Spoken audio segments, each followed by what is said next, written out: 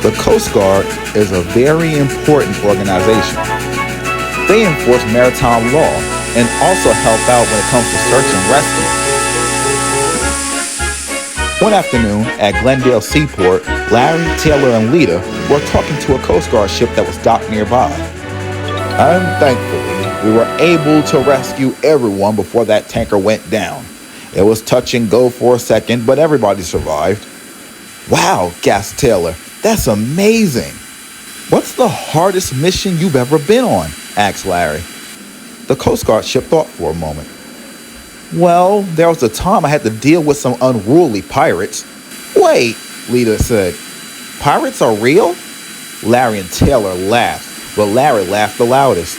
You silly engine, chuckled Larry. Pirates are indeed real. They're not like they are in the movies where they say arg and walk the plank and always trying to go after buried treasure.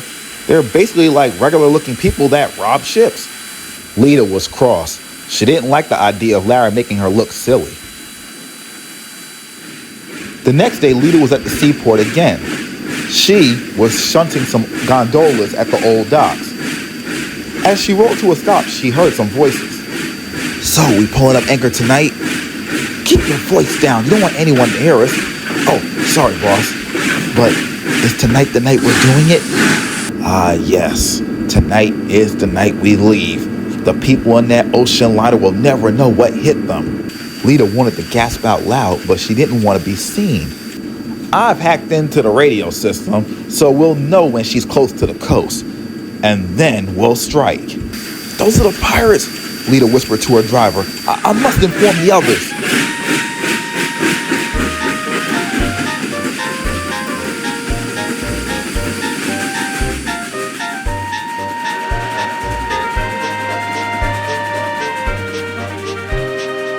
Lita raced to the other end of the seaport.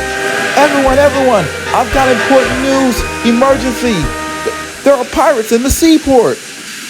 Larry, Christian, and Ian all began to roar with laughter. Lita, chuckled Christian, you honestly expect for us to believe that?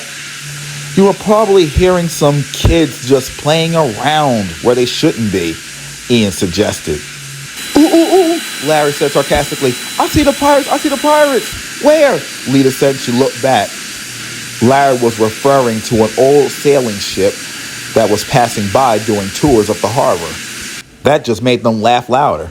But I'm serious, Lita pleaded. There are pirates in the seaport. Okay, Lita, Larry said. This was all fun, but we all know you did not see pirates. Now, let's all get back to work before the sun goes down. Or before the pirates get us, whatever comes first. And they all laughed again. No one believes me, sighed Lita. We'll have to take matters into our own hands, said her driver. That night, they made their way back to the old dock where the pirates were. To Lita's horror, they were already pulling up anchor and pulling away from the dock.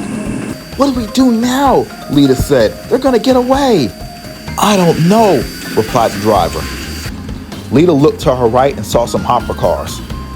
Miss Caldwell will just have to be mad at me later, she said. Lita collected the hoppers and waited by the dockside. The pirates were approaching the drawbridge. Lita took a deep breath. She knew she only had one shot at this and one shot only. All right, now, she said to her driver, and her driver pulled the regulator hard.